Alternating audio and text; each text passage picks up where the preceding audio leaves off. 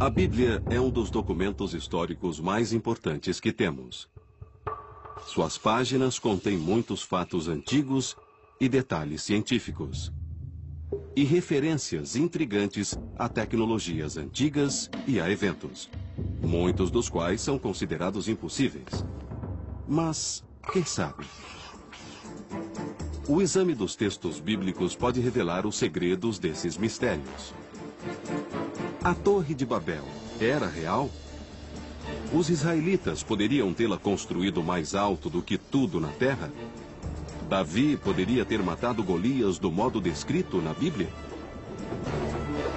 Os antigos sabiam como criar milagrosamente fogo a partir da água?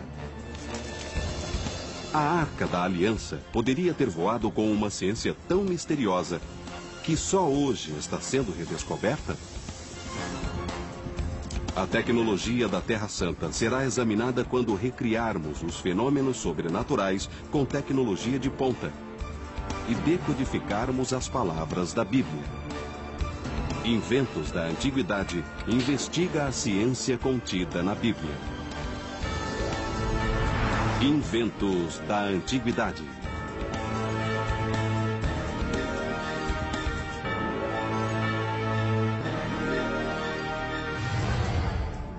Durante milhares de anos, os milagres descritos na Bíblia eram considerados reais em todos os detalhes. Recentemente, a exatidão literal do texto tem sido questionada. Muitos creem que as histórias são simbólicas. O significado é verdadeiro, mas os detalhes são exagerados. Mas talvez as palavras dessa escritura sejam mais precisas do que se pensa. Nossos ancestrais tinham um conhecimento científico avançado do mundo em que viviam. Inventos da Antiguidade usará esse conhecimento para descobrir se os detalhes fantásticos da Bíblia são cientificamente possíveis. Essa jornada começa literalmente no topo da arquitetura antiga. Foi o maior edifício jamais construído, uma torre tão alta que alcançava os céus. Mas as pessoas que o construíram desafiaram a Deus. Deus viu o que acontecia, que esse era um plano mau e que não iria beneficiar a sociedade a longo prazo. Então, segundo as Escrituras, Deus interveio. As pessoas começaram a falar idiomas diferentes e a discutir, e a desunião fez com que elas terminassem por se dispersar, e a torre desabou. Era chamada de Torre de Babel, e alguns acham que realmente existiu. Hoje, o prédio mais alto do mundo, o Burj Dubai, tem mais de 600 metros de altura. A ciência poderá mostrar que a Torre de Babel era ainda mais alta? A Torre de Babel era como um dos arranha-céus que temos hoje em nossas cidades, nos quais muitas vezes o topo está coberto pelas nuvens. Eles diziam que era tão alta que chegava aos céus. Vamos edificar uma cidade com uma torre que alcance os céus. Os historiadores e arqueólogos modernos acham que a história é um exagero. Mas e se a ciência provasse que os antigos tinham tecnologia para uma construção tão grande?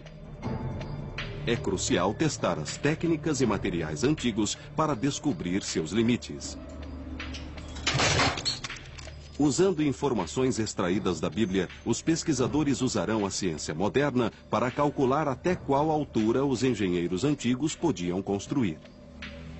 A história diz que, quando eles foram construir a torre, utilizaram tijolos. Que altura um prédio de tijolos antigos poderia ter? Se alguém quisesse descobrir a altura de um prédio que se poderia construir com um material frágil como tijolos, poderia ter uma ideia sobre isso, calculando o peso de um tijolo e depois descobrindo quantos tijolos poderiam ser empilhados, mesmo antes que começassem a rachar demais até cair e o alicerce não suportasse e começasse a desabar. O primeiro passo é reproduzir um tijolo antigo. Lynn Hobbs é professor de ciência dos materiais no Instituto de Tecnologia de Massachusetts. Ele está fazendo um tijolo de argila seco ao sol com a técnica usada há 3.000 anos. palha e areia são acrescentadas para dar liga à argila e fortalecer o tijolo. O próximo passo é secá-lo, e o modo mais fácil de fazer isso é deixá-lo ao sol, para que o tijolo endureça. Para calcular a altura máxima de um prédio feito com esses tijolos, é preciso descobrir a resistência de um tijolo. Para isso, o professor Hobbs usa uma prensa que aperta o tijolo até que ele quebre. A carga máxima que este tijolo suportou foi de 400 quilos em 12 centímetros quadrados. Esse é o peso que um único tijolo pode suportar verticalmente. Isso significa que um tijolo colocado poderia suportar 400 vezes 5 ou 2.000 quilos. Cada tijolo pesa 500 gramas e poderiam ser empilhados até 4.000 tijolos de altura. Se tivermos 4.000 tijolos, cada um com 3 centímetros e 7 milímetros de altura, teríamos 150 metros. 150 metros é a altura do monumento de Washington, mas evidências arqueológicas sugerem que a Torre de Babel podia ser mais alta. O Iraque e a Síria atuais situam-se na Mesopotâmia Antiga, uma terra que ainda hoje tem ruínas de grandes estruturas chamadas zigurates. Os zigurates eram os arranha-céus da Mesopotâmia. No topo, havia templos onde se acreditava que os deuses moravam. Os que ainda existem hoje foram datados como sendo da mesma época da história da Torre de Babel. Eles foram construídos ao redor de 2000 a.C. Os zigurates ainda existem graças à sua sólida estrutura piramidal. Os zigurates fazem parte de uma antiga tradição. E assim as pessoas do antigo Iraque tinham muita experiência em lidar com as plataformas. Eles sabiam que para aumentar o peso das plataformas, era preciso expandir a base. Construções com uma base ampla, como as grandes pirâmides de Giza, sustentam o peso melhor do que as torres retas, pois são mais estáveis e podem ser mais altas. Uma pirâmide poderia ser 3 vezes mais alta do que uma torre.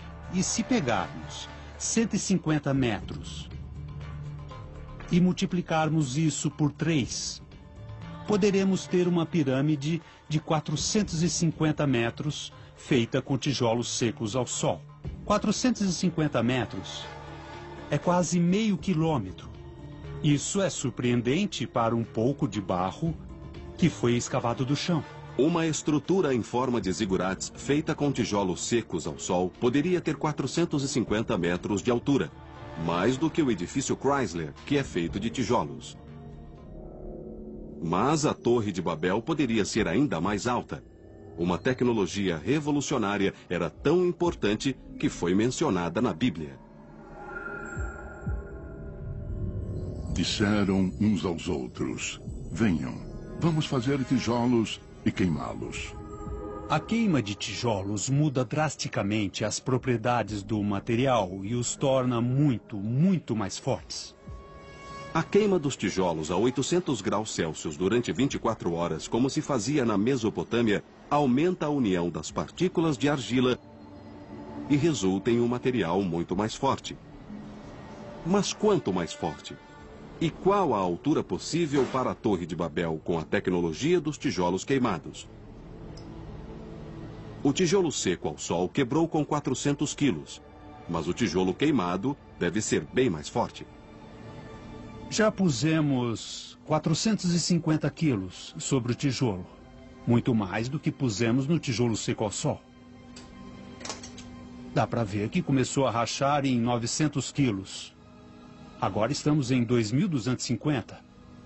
Quase 3.000 quilos de pressão. Aqui está. Como deu para ver, quase explodiu. Isso significa que o tijolo queimado é 7,5 vezes mais forte do que o seco ao sol. O professor Hobbs vai usar os novos resultados nos cálculos para descobrir qual a altura possível com essa nova técnica. São 3.200 metros. Assim, em princípio, com tijolos queimados, é possível construir uma pirâmide com 3 quilômetros de altura até o céu. Isso é quase 5 vezes mais do que o atual prédio mais alto do mundo. Então, na teoria, os habitantes da Mesopotâmia podiam construir até os céus, tão alto que sofreriam os efeitos da altitude. Porém, na prática, teriam recursos para fazer isso? Embora teoricamente pudéssemos ter um zigurate de 3 quilômetros, isso seria inviável porque o tijolo queimado consome muita energia para ser feito. Entendemos que a história da Torre de Babel realmente aconteceu. É só olhar para um arranha-céu em uma metrópole e veremos grandes torres que chegam aos céus. Será que a análise moderna da Bíblia também poderá lançar nova luz sobre a história do pastor Davi, que matou sozinho o gigante Golias, e revelar a arma e a técnica que poderiam derrubar um gigante com um único golpe? Essa é uma das mais famosas histórias da Bíblia. Uma força de ataque, com armas tecnologicamente superiores, era liderada por um guerreiro gigante, temido por todos, mas que foi derrubado por uma pedra atirada por um rapaz chamado Davi. Com uma funda e uma pedra, Davi derrotou o gigante filisteu. Davi não só derrotou Golias, mas derrotou os filisteus. E essa derrota foi realmente a força motivadora para o início da história de Israel. Não seria difícil que um rapaz atingisse e matasse um gigante apenas com um golpe certeiro? A funda é uma arma ignorada e subestimada do mundo antigo. Mas como era barata, era uma arma dos povos pobres. Porém, era incrivelmente efetiva. 2 grandes exércitos estavam frente a frente à beira da batalha. Por que um rapaz lutou contra um gigante? Era o século 11 a.C. e o povo de Israel enfrentava os filisteus. Os filisteus vinham da área das Ilhas Egeias, equipados com as armas tecnológicas mais modernas, contra um país bem pequeno e sabidamente fraco. Golias estava coberto por uma armadura de bronze. Ele tinha uma armadura enorme e forte que pesava, pelo que é mencionado na Bíblia, aproximadamente 56 quilos. Então dá para ver que era um homem incrivelmente grande e uma monstruosa criatura. Quando Golias propôs que a batalha fosse decidida por um só combate, Davi se ofereceu. Mas ele não era um rapaz qualquer. Ele se tornou o rei Davi e tem uma das biografias mais completas na Bíblia. Eu acho que Davi tinha um plano, porque ele mencionou a Saul. Eu vou lidar com Golias como faço com os ursos e os lobos que atacam o rebanho. Agora o meu rebanho é o exército israelita. Minha arma é a funda, e lá estão o lobo e o urso. Inventos da Antiguidade vai usar tecnologia moderna e indicações bíblicas para descobrir a técnica de Davi. Primeiro, temos de encontrar a funda perfeita para o combate. O modelo mais avançado da Antiguidade era adaptado para a força extra. Este dispositivo que estou segurando é um fustíbalo, que é basicamente uma funda que está presa a um longo bastão. Este bastão dá maior alcance e maior potência ao fustíbalo, e por isso ele era usado com projéteis mais pesados, como as bombas primitivas, lançadas nos campos de batalha antigos. Esta seria a melhor arma para Davi usar contra Golias? Acho que a ideia de que Davi teria usado um fustíbalo é bem improvável. Essa não é uma arma precisa. Costumo pensar que um fundeiro altamente treinado e qualificado era como os atiradores de elite atuais e que conseguiam lançar um projétil bem pequeno com incrível precisão. Então Davi precisava de uma funda. As fundas que eram usadas no Oriente Próximo durante a Idade do Bronze eram muito parecidas com esta, feita de cânhamo trançado. Esse é o tipo de projétil que era usado na Judéia, em Israel. Procurava-se um tamanho e uma forma bem específicos. Esta tem uma forma oval e regular. Isso melhora a aerodinâmica do projétil, aumentando a precisão. É preciso um certo peso para fazer com que o projétil fique no bolso da funda firmemente. Se for leve demais, ele irá cair quando se girar a funda para trás. Se for pesado demais, não irá muito rápido ao ser lançado. Então a pedra ideal fica entre esses dois parâmetros. Ele escolheu 5 pedras lisas no riacho e, com uma funda na mão, aproximou-se do filisteu. Agora temos uma funda e uma pedra similares às de Davi, e podemos testar a arma. Luís Pons Livermore é o campeão de funda das Ilhas Baleares, lar dos maiores fundeiros do mundo. As Ilhas Baleares têm a fama de terem os melhores fundeiros do mundo antigo. Eles têm um conhecimento herdado do uso da funda. Luís viajou para a Terra Santa para testar o poder destruidor de uma réplica da funda e da pedra da época. Ele está experimentando a técnica que Davi teria usado para derrubar Golias. A funda é como uma extensão do braço. Ela tem 3 partes. Um anel que fica aqui, depois tem a parte média onde pomos a pedra e termina com um nó aqui. Colocamos o dedo médio aqui. E seguramos como uma pinça, sem agarrar. A pedra é colocada na parte mais alta. Giramos 3 vezes, esticamos o braço e abrimos a mão.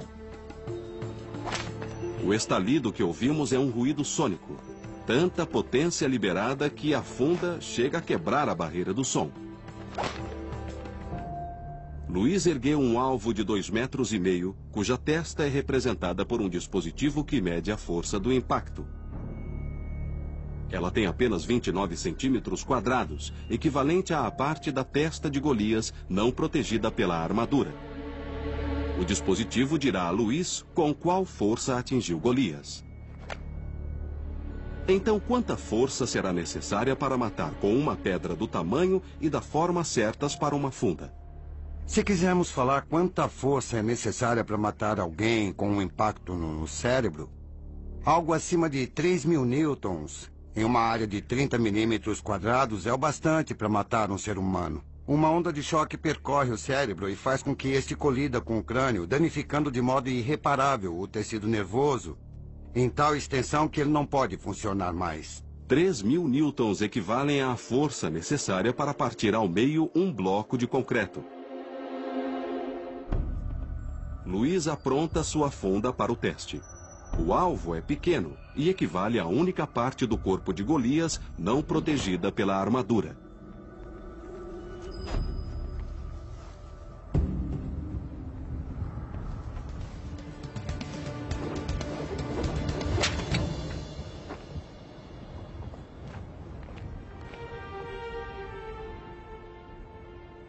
3.620 newtons. O bastante para eliminar Golias com uma funda e uma pedra.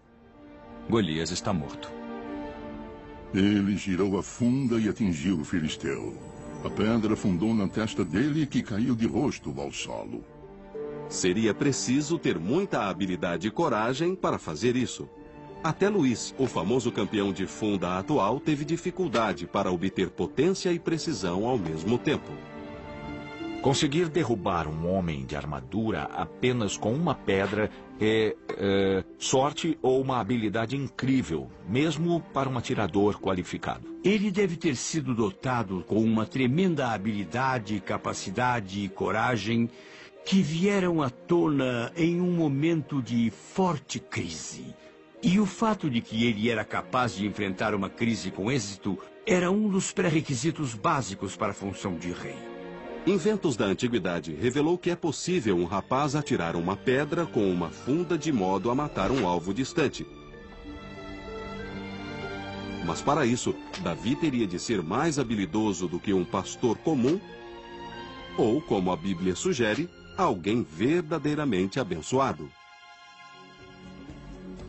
Até os dias de hoje, os homens tentam controlar o fogo. Poderiam os antigos documentos revelar que as pessoas da época bíblica tinham uma técnica para criar fogo a partir do nada? Uma das maravilhas mais misteriosas da Bíblia é a história de um altar de pedra e madeira que irrompeu em um inferno de fogo, sem que nenhuma fagulha fosse usada para incendiá-lo. A chama pareceu ter surgido do nada. A análise dos relatos dos grandes historiadores do mundo antigo pode esclarecer esse mistério bíblico. Eles descrevem uma substância química misteriosa que irrompia em chamas sem necessitar de fagulhas ou brasas. Isso se chama fogo automático. O fogo automático, como o nome diz, é fogo que parece acender espontaneamente. Pensava-se nisso como algo misterioso, sobrenatural, em que poderes mágicos atuavam. Inventos da Antiguidade está investigando o fogo automático. A história começa há 3.000 anos no Monte Carmelo, em Israel. Segundo a Bíblia, os israelitas tinham rejeitado Jeová e adoravam Baal, o deus da chuva. Sobrara apenas um sacerdote de Jeová, o profeta Elias. Elias ficou diante do povo e disse: se o Senhor é Deus, sigam-no. Mas se Baal é Deus, sigam Baal. Mas as pessoas nada disseram. Ele tinha de propor um desafio e disse: venham, tragam os profetas de Baal e vejamos quem é o verdadeiro Deus. Então Elias lançou um desafio. Ele e os profetas de Baal erigiriam altares e evocariam seu Deus para incendiá-los. Ele disse aos profetas de Baal: construam um altar e façam suas preces. Eles fizeram isso, mas não tiveram resposta. Os profetas de Baal fracassaram e não houve fogo. Depois, foi a vez de Elias. Ele construiu um altar de madeira e pediu às pessoas que cavassem um fosso ao redor e o enchessem de água. Encham 4 grandes jarros com água e derramem sobre a oferenda e a madeira. Façam isso de novo, disse ele, e mais uma vez. Então ele rezou: salve-nos, ouça nossas preces. O fogo surgiu do céu e consumiu todo o altar. Elias os fez voltar a acreditar em Deus. Fogo em um altar embebido com água? Será possível que a água tenha aceso a chama? Usamos água para apagar o fogo, mas às vezes a água pode criar um incêndio. Qual substância teriam no mundo antigo com essa qualidade sobrenatural? Documentos do ano 232 a.C. contêm pistas sobre a substância mística do fogo automático. Júlio Africanos era um homem que morava em Jerusalém e falou sobre o fogo automático. Acha que isso provavelmente era uma mistura de nafta, enxofre e cal. Como isso era muito potente, as receitas do fogo automático sempre foram muito bem guardadas. O segredo permaneceu oculto por centenas de anos, até que no século I d.C., os historiadores romanos Plínio e Lívio escreveram sobre a mistura mágica que acendia com água. Usando esses relatos e as substâncias que descrevem, tentaremos descobrir o segredo do fogo automático. Tim Gallagher é o coordenador de química na Universidade de Bristol. Ele fez experimentos usando apenas as substâncias disponíveis na época de Elias. Temos 3 componentes: óxido de cálcio ou cal, enxofre e nafta. Esses são os componentes mencionados nos textos antigos. O enxofre e a nafta ocorrem na natureza e a cal vem da queima do calcário. Nós vamos tentar criar um fogo. Combinamos esses componentes e adicionamos água. O jeito mais fácil de começar um fogo com água é ter uma reação que gere muito calor.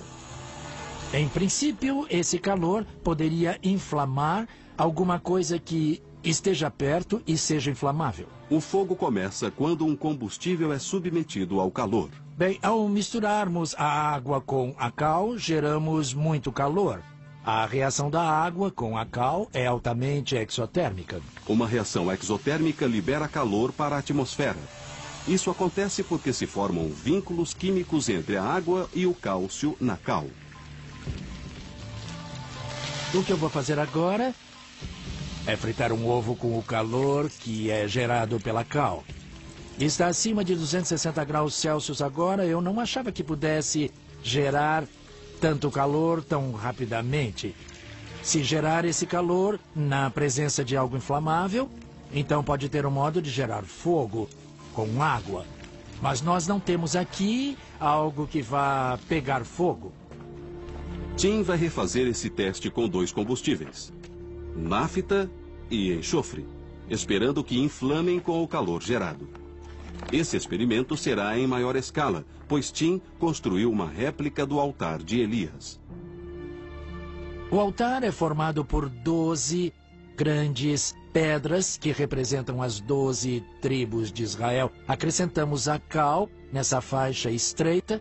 Aqui temos pedaços de enxofre em pedra. E então a última coisa a fazer é a última coisa que Elias fez. Elias derramou 12 barris de água sobre o altar. Achamos que parte desta água era nafta, pois ela parece água e derrama como água.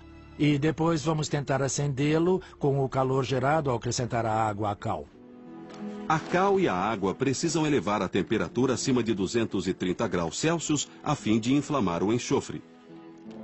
Depois disso, a nafta e o altar devem irromper em chamas. No laboratório, a reação de cal atingiu 275 graus Celsius. E então, em teoria, o experimento deve ter êxito. Mas ele não é tentado na prática há milhares de anos.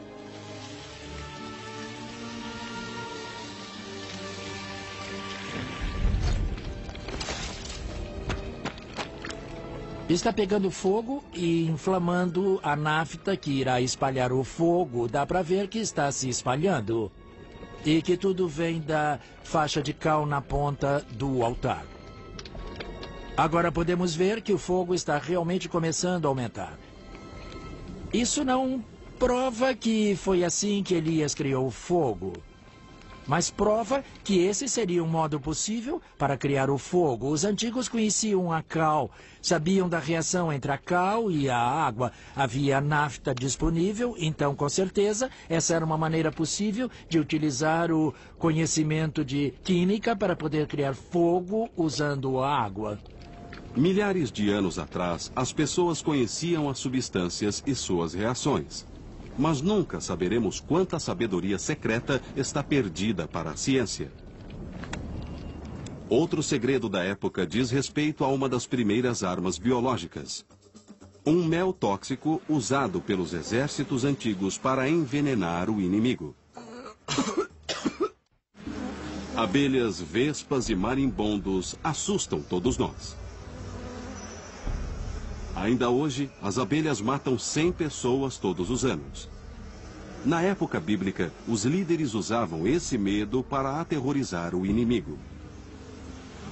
Na Bíblia, se ler todas as referências a abelhas, você verá que algumas delas apresentam as abelhas como um perigo e mesmo uma arma de guerra. Eu enviarei vespas à sua frente e isso afastará os hivitas, os cananeus e os hititas de seu caminho. As pessoas criaram várias formas de usar abelhas. Elas as prendiam em pequenos potes de barro, que eram como granadas de mão. Elas prendiam colmeias a catapultas e as atiravam nas cidades.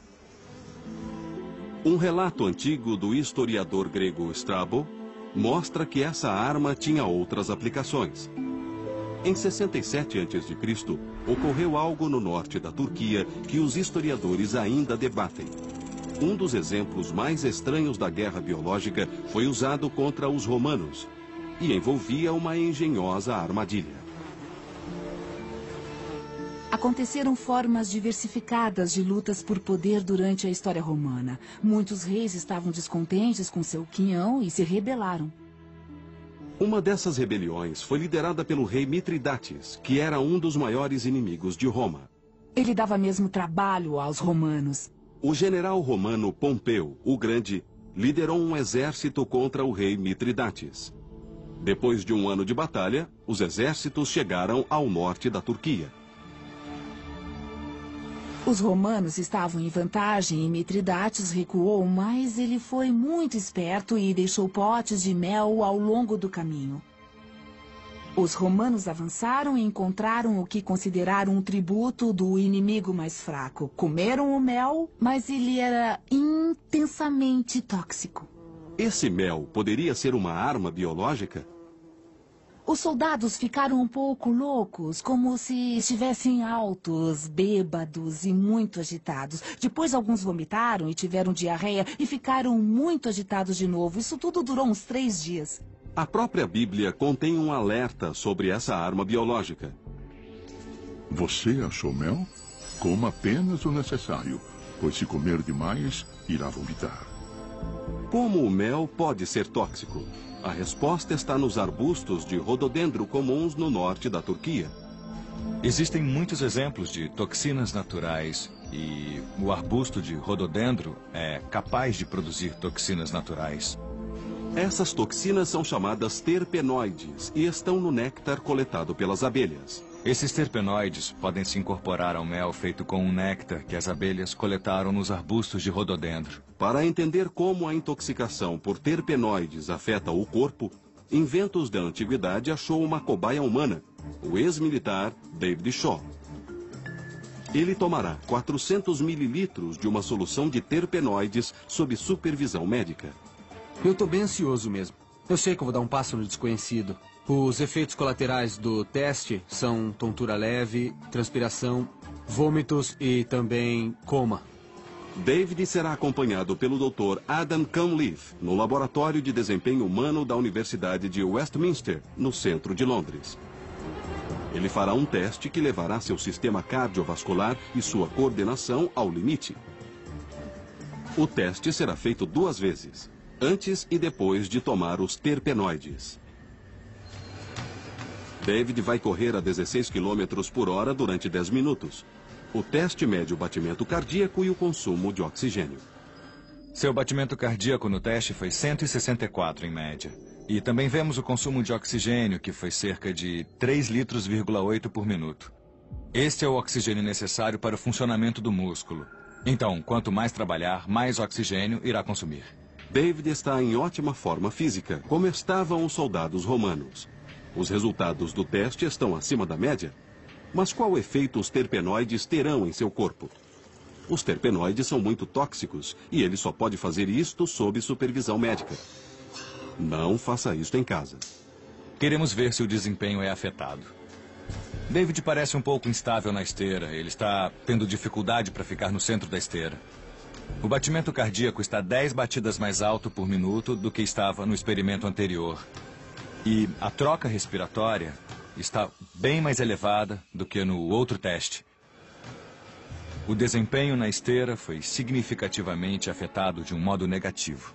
Quando olhamos os dados fisiológicos, vimos que ele estava trabalhando mais para correr na mesma velocidade. Toda forma de movimento coordenado, como uma batalha certamente envolveria, seria intensamente afetado. Eu não tinha controle sobre o meu sistema cardiovascular e, obviamente, os resultados mostraram que eu fui muito afetado. Em essência, vimos uma aplicação de um tipo de guerra química ou biológica, ao fazer com que os exércitos inimigos ingerissem essa substância tóxica.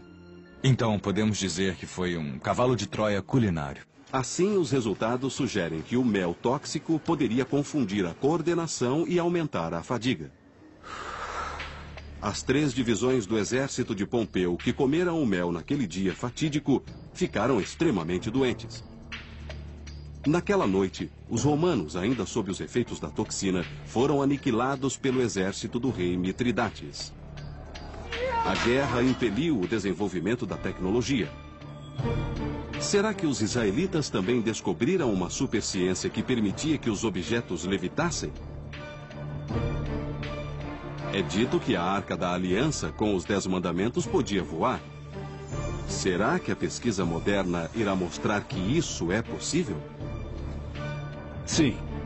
Agora a Arca está realmente levitando, pairando livre no ar. A Arca da Aliança era o objeto religioso mais poderoso do mundo antigo. Nós a chamamos Mysterium e Tremendum. É um tremendo mistério do poder divino, concentrado em um pequeno recipiente arquitetônico. Diziam que podia levitar e sustentar seu peso no ar. Ela estava lá, movendo-se por si mesma e sustentando os que iam carregá-la. Este fenômeno seria a manifestação do poder divino ou haveria outra explicação? A levitação poderia ser feita por uma tecnologia que hoje está sendo redescoberta? Os crentes acreditam que Deus pode fazer qualquer coisa, especialmente quando se trata da Arca Sagrada, que guarda os 10 mandamentos dados por Deus a Moisés no Monte Sinai. A Arca é mencionada em diversos livros da Bíblia, no Alcorão e na Torá judaica. Mas a história mais misteriosa é a de Uza. Sabemos pelo primeiro livro de Samuel que na época do rei Davi chegara a hora da Arca voltar a Jerusalém. Os bois puxavam um carro sobre o qual estava a Arca. Uza reparou que os bois estavam caindo ao solo e temeu instintivamente que a arca caísse, e assim ele colocou a mão para firmar a arca. Mas quando fez isso, ele caiu morto. Por quê? Na verdade, a arca não precisava que Uza nem ninguém a segurasse. Deus disse a ele: Uza, ela sustenta aqueles que a carregam e certamente não poderá se sustentar? Deus estava impelindo a arca para a frente. Sim, ela levitou pelo ar, com todo o poder que vinha de Deus. Mas será que a ciência tem outra explicação? Os cientistas modernos descobriram substâncias com propriedades místicas, os supercondutores, que poderiam explicar o milagre da levitação. A supercondutividade é uma das grandes fronteiras da física. O professor Tom Johansen, da Universidade Oslo, na Noruega, está investigando a levitação por supercondutores. Eu tenho um ímã aqui, e se ele estiver perto do supercondutor, quando eu esfriar o supercondutor, o que vai acontecer é que ele reconhece que existe um campo magnético ao redor e vai reagir a isso. Essas propriedades do supercondutor criam um efeito de levitação estável, que funciona sob condições muito específicas. Existem muitos materiais que são supercondutores naturais. Por exemplo, alumínio, chumbo. Muitos elementos são supercondutores. Os materiais supercondutores eram comuns no mundo antigo. Mas é preciso esfriá-los muito para obter essas propriedades. As substâncias são supercondutoras abaixo de uma temperatura crítica. E para aumentar esse limiar, os metais são combinados em ligas. Tenho aqui um pedaço de óxido de cobre, bário e ítrio. E este material tem de ser esfriado abaixo de 91 Kelvin para chegar ao estado supercondutor. Isso pode ser atingido simplesmente derramando nitrogênio líquido. 91 graus Kelvin equivalem a menos 180 graus Celsius. Posso pegar o ímã e aproximá-lo. Mas se agora eu tirar a minha mão, ele ficará no ar. Levitação magnética por supercondutividade. Mas como um ímã se opõe à força da gravidade? James Dean, um especialista em esquemas tridimensionais, está usando uma tecnologia criada especialmente para inventos da antiguidade.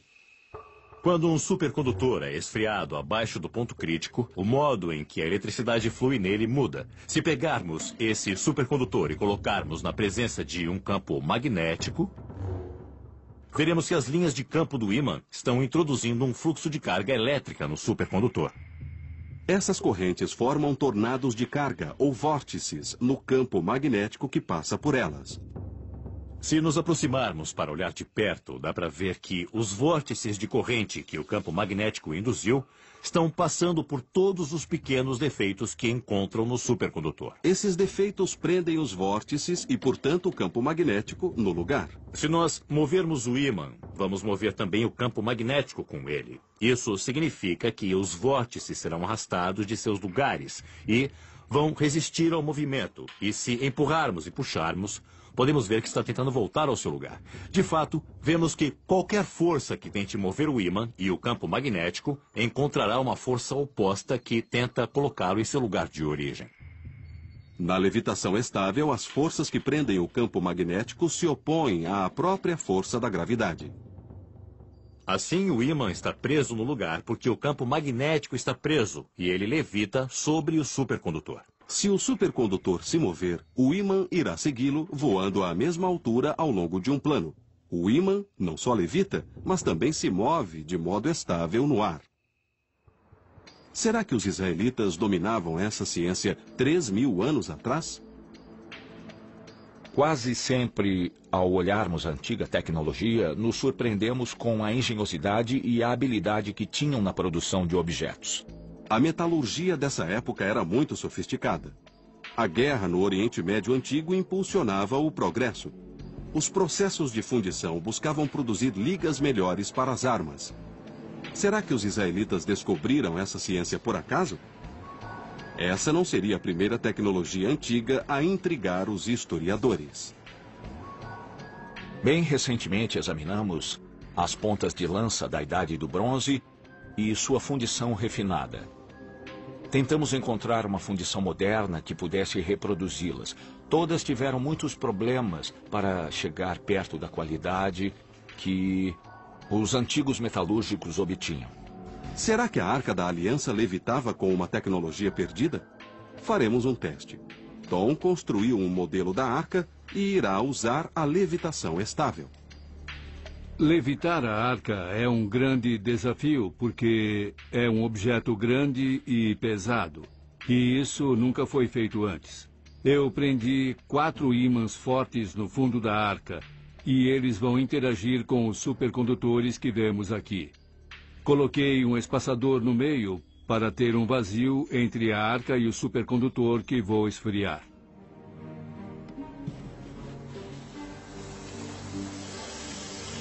Tom derrama nitrogênio líquido para resfriar o supercondutor a menos 195 graus Celsius. Para que o experimento dê certo, os 4 blocos de apoio devem ser removidos um a um até que o peso da arca seja sustentado apenas pelos supercondutores.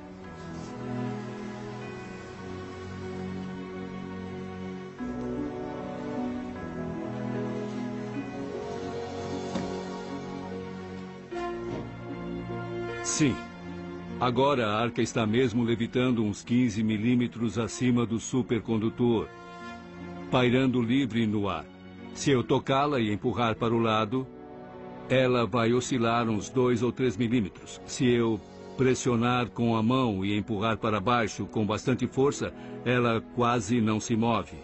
Seria preciso um peso maior. Os supercondutores podem criar levitação. Mas será que os antigos sabiam disso 3.000 anos atrás? A física da levitação magnética com supercondutores é obviamente parte das leis da natureza e é assim desde sempre. A descoberta da supercondutividade foi acidental. Ainda hoje as coisas acontecem assim. Mas como os cientistas antigos esfriariam os supercondutores a centenas de graus negativos? Talvez eles conhecessem materiais supercondutores em temperatura ambiente. Não existe nenhum princípio físico que impeça a supercondutividade em temperatura ambiente. Pode ser que as pessoas não conhecessem esse material, mas não podemos dizer que fosse impossível. Deus trabalha de diferentes modos e às vezes podemos ter um feito extraordinário vindo do céu. Às vezes vemos algo que está nas leis da natureza acontecer. Os dois vêm de Deus. O fato de a arca poder mover-se sozinha é um testemunho da grandeza de Deus. Não é mágica, mas é uma física muito fascinante. A ciência moderna sempre ajuda a confirmar os detalhes e fatos que estão na Bíblia. Existem detalhes na ciência moderna que são incompatíveis com os relatos bíblicos de eventos, mas quase sempre a ciência moderna pode ajudar a fortalecer a fé e confirmar o que está na Bíblia. Os mistérios da Bíblia intrigam cientistas e historiadores há milênios.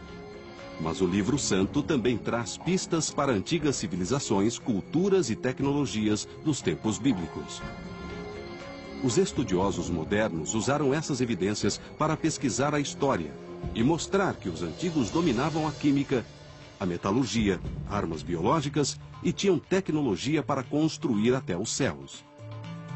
o mundo moderno usa a tecnologia para reviver um mundo antigo e revelar a ciência contida na Bíblia.